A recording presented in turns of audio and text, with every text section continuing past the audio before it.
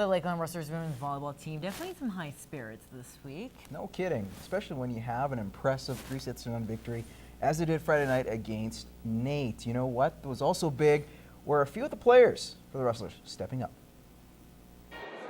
The Lakeland Rustlers looked sharp in their opening game last Friday, which included some big-time play from a couple third years inserted in the starting role. You know, you have to battle for that starting spot and not take it for granted every time, and getting to go in is huge.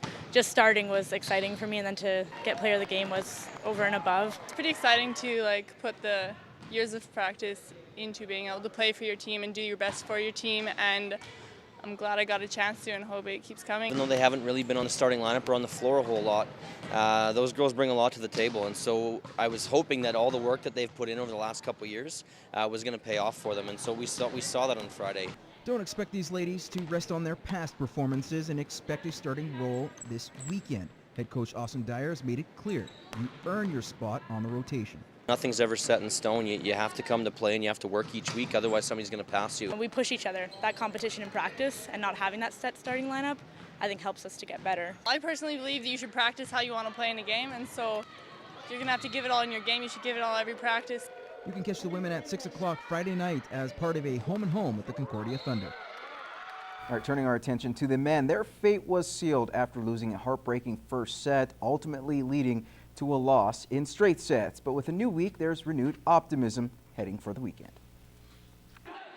It's a tough pill to swallow for the Rustlers. After a back-and-forth contest in their opening set of the season, unforced errors would end up catching up with them, losing in straight sets. Finally got rid of that taste. It was a pretty upsetting loss, but we're looking forward to the weekend now for sure, so just try to put it behind you and get 2 wins this weekend. The guys understand that we eliminate our errors on our side, and last weekend doesn't happen. It's probably the other way around. It's probably 3-0 for us. We're a young team too, so it's a matter of understanding what it takes to win in this league, and we just keep preaching as a coaching staff that the team who makes the least amount of errors is going to be the team that wins. Having a short memory is one thing the Rustlers have going for them, not dwelling on the past and knowing what they can accomplish. There's lots of positives that we can take from last weekend. Our attack was really good, so they just got to stick with it. They know that our first contact is going to be the big difference for us, and as long as we can pass, our offense matches with anybody in our league. We learned from it, I think.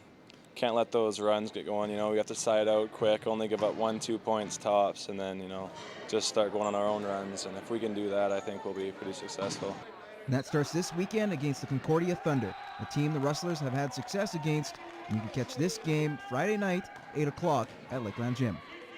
All right, turning our attention to Junior B, it was a battle of the undefeated teams at the Civic Center last night. 7-0 Lloydminster Bandits taking on the 5-0 Wainwright Bisons in the second period. About 3.5 minutes in.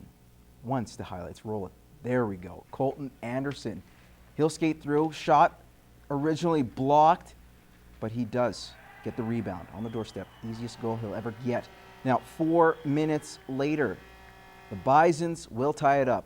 Denver Leach down the wing finds a streaking Brett Larson. Nice Bobby Orr impression. We're now tied up at 1 apiece. Now, 8.5 to go in the contest. Cleason Roberge, or Roberge that is, he wins the face-off, gets a few cracks at it, and that's your game winner. Bandits remain undefeated in the season. They're 8-0 now. Bison suffering their first loss of the year. All right, this past Saturday, the Baker Hughes Bobcats snapped a 3-game winless streak, shutting out the Calgary Royals. And as Matt Schumont reports, although the season is less than a month old, picking up points early is a must. Opening up the season with 3 straight home wins, the Baker Hughes Bobcats came back on their first road trip, picking up just a point in 3 games. However, they got back into the win column with a big win on Saturday against the Calgary Royals. That was very big for our team to pick up the win. We went on a bit of a slide. Weren't happy with the way we were playing, but obviously getting this win this weekend was huge, and we were very happy with the outcome. We came back home and we kind of got back to what we need to do. We played a lot better defensively, and our penalty killing was much better, and we just came with an effort. I think that was lacking on our road trip there. And although that first road trip didn't go as planned, head coach Cole Fisher believes that this was just a one-time blunder and things will get better as the season goes on. Some guys aren't used to, it's the first time they're on the road without their parents and stuff. It's just me and the guys and the coaching staff. So maybe that kind of played into effect a little bit with the young group we have. The team now continues a 6-game homestand this weekend with a couple games against divisional foes. And with the Dodge division being so close early on, picking up these 4 points will prove to be big. It's definitely early on in the season too, because we want to make the max tournament. You got to pick up wins, especially at home. So we're going to be prepared this weekend to come and win 2 games. Yeah, everyone's doing really good. So yeah, every point counts, and yeah, we just got to work our butts off and here in practice, and yeah, hopefully we'll come out with some wins. Matt Schumont, Newcap Sports. Alrighty, let's move on to the Universal Heat. They're a quarter of the way through their AAA Bantam season, and what's impressive about that mark is they're still without a loss. As Matt Schumont tells us, with the recent success, they're hoping to keep that rolling when they hit the road this weekend. 10 games, 10 wins. That's how the Universal Heat have opened up their season, and to make things that much sweeter, they have outscored their opposition 75-15. The boys are competing every day at practice and in games, and we're getting a few bounces here and there, but overall the boys have played a pretty good 60 minutes of hockey for 10 games. Feels great. Guys are working hard in practice and keep getting better after every practice. Keep improving with each game and each practice. It's going great. And with the Heat firing on all cylinders, it's taken a lot of pressure off the team, having the confidence that everyone is coming to the rink to get the job done. It's really good not having to go out there and do everything yourself. We've got 19 guys that can do everything together, so it does take a lot of pressure off, and it makes it a lot easier on everybody. Everyone's pitching in, and it feels great because you don't have to worry about other people's jobs. You just focus on yourself, and if you have a bad game, you know they're there to pick up the slack for you. So the Heat now embark on a quick weekend road trip, and looking to remain undefeated, it might be a little tough as the Heat don't know much about their opponents. We're on the road, so it's always tough going on the road and getting a win, so we'll just have to get a greasy road victory in Edmonton, and then we go to Camrose, and I believe there's a lot of second-year players on that team, so we'll have our work cut out in Camrose too. Matt Schumont, Newcap Sports. All right, they're just keep on rolling. Well, let's move on. Earlier in our cast, we showed you the Lloydminster Bandits improving to 8-0 on Wednesday, and although Brody Pollard was held off the score sheet, he still made an impact, providing numerous chances. Matt Schumont has more on the third-year forward in this week's Superstar Next Door. Getting into hockey by watching it on TV with his dad, Brody Pollard was also always at the rink as his dad was a former coach with the Bandits.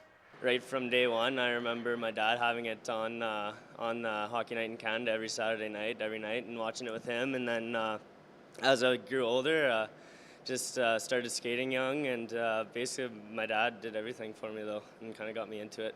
Brody has always been a go-to player on whatever team he has played for in the past, and has also played on some successful teams. In my minor hockey career, I played with the Baker Hughes Bobcats there. I remember my first year we had a very successful team, competed in the Max tournament. I was very proud of our team that year. We made it all the way to league final actually. Lost to the Red Deer Rebels, and it was heartbreaking, but there's also, I remember getting the privilege to captain the Alberta Cup team for the Northeast Flyers. Now playing on the team he grew up watching, he has set out some big goals for himself for the season. I just want to improve and produce more offensively every game as well as defensively, because I like to think of myself as more of an all-around player, and the more I can put up on the board, the better for the team, right? So that's all I'm looking forward to. Of course, the end goal for anyone playing Junior B hockey is to capture a provincial title.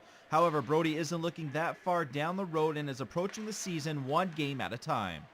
If we start, focusing too far on the end, we're going to just miss the steps in between that it takes to get there, and we want to make every step possible. So, Matt Schumont, Newcap Sports.